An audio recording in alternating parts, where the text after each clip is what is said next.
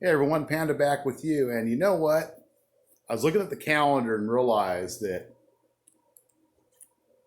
I am literally 6 months into both of these bikes, Lectric XP 2.0 and the Rad Mini 4. I want to just do like a little overview of our first 6 months. Obviously, in previous videos, I've talked about upgrades and improvements I've done to both bikes. I really have not done those out of necessity. I've done those out of personal preference. New pedals, mirrors, water bottle holders, for the neck stem. Comes in really handy. Of course, on the Lectric XP, I did change my tires out originally from the stock Chow Yang tires to the CST Big Boat tires, the 20 by 3 inch. And of course, I did do a motorcycle tire upgrade on my back rim. And of course, the rim itself, if you measure the rim, it's actually a 16-inch rim. The tire I got was a 16 by 3 inch motorcycle tire, a Shinko to be exact. But the CST Big Boat tires actually do quite well. The Rad Mini 4 comes stock with the CST Big Boat tires. The wear has been actually pretty good as far as mileage, as we're talking about tire wear. Now, my son primarily rides the Rad Mini 4. He goes out more often on rides than I do. He can handle the longer distance rides, 12 to 20, 25 miles at a time. Bike does really good, but then again, the bike has a bigger battery.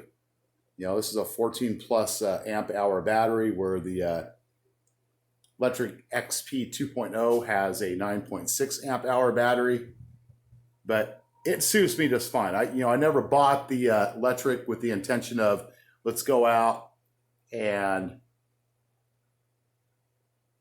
see how far we can ride before the battery goes dead, right? I got it for just helping me out. All right. A lot of people have different preferences. As far as the Lectric, I've had to do a lot of adjustments on the brakes, the mechanical disc brakes. I have not done any serious upgrades though. I thought about getting some hydraulic brakes for it, the kind of hydraulic mechanical type of brakes. But you know what? I just watching so many different videos and hearing people talk about it, I just don't really think it's worth the money to do that. And then go changing the rotors out to a bigger size.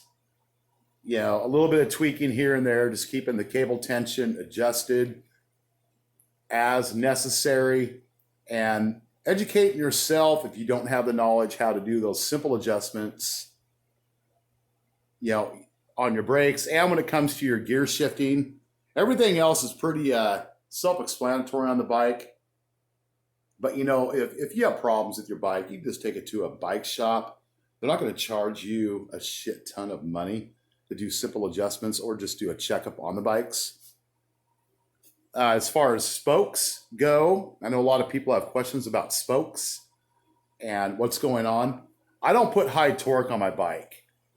Neither one of us do on the Rad Mini 4 or the Lectric XP 2.0. We're pretty casual with our takeoffs. We try to pedal before we really give the bike any power, so we already have momentum going. I did have some spoke adjustment issues on the Rad Mini, but really what was going on there was where the spokes intersect, when they come from the actual rim up to the base of the hub and they cross over, they were making a lot of squeaking noises. And I did do some tightening, very minor adjustments, probably about a quarter turn, with a spoke wrench. You can buy those anywhere, universal spoke wrench. It has like 6 different sizes. I believe these bikes are like a size 12 for these spokes. But I actually ended up putting like just a teeny bit of a lithium grease in between all the spoke intersections. I used a cotton swab, did it, and you know what? It stopped immediately. No problems there. So the rims are keeping true. No issues with that. as what would be expected anyways for a minor wear and tear. Seats, of course, you can tell we upgraded the seats. Rad Mini 4 has a Bikeroo. And of course, I finally settled on my Cloud 9 seat for my bike. I experimented with about 5 different seats before I found one that felt good finally. But yeah, other than that, everything is going good with the bikes. I'd say I have about 20 charges roughly on both batteries, but those are not full charges either. I believe the battery cycle, they talk about what, 600, 700, 800 charge cycles. That's supposed to be based on like a full charge. Like say the battery gets down to about 43 volts, the bike turns off, right? Because a full charge is about 54.6 volts. So doing good, the batteries, as long as we take care of them. The bikes are stored inside, but it's been really cold or really rainy, but it is still winter. So going to kind of start doing some preventative tuning up on the bikes, just very minor things. I mean, honestly, not much has to be done. Get them ready for spring here like in the next couple of months. So hope you guys are having safe rides and you're enjoying your bikes. And I'm certainly looking forward to this upcoming spring and getting out there and really getting some good use out of the bikes. Hopefully no distractions or weird BS goes on in life. We all know there's just so many different things going on. But other than that, hope you guys are keeping safe out there, and I will see you on the next video. Thank you for watching.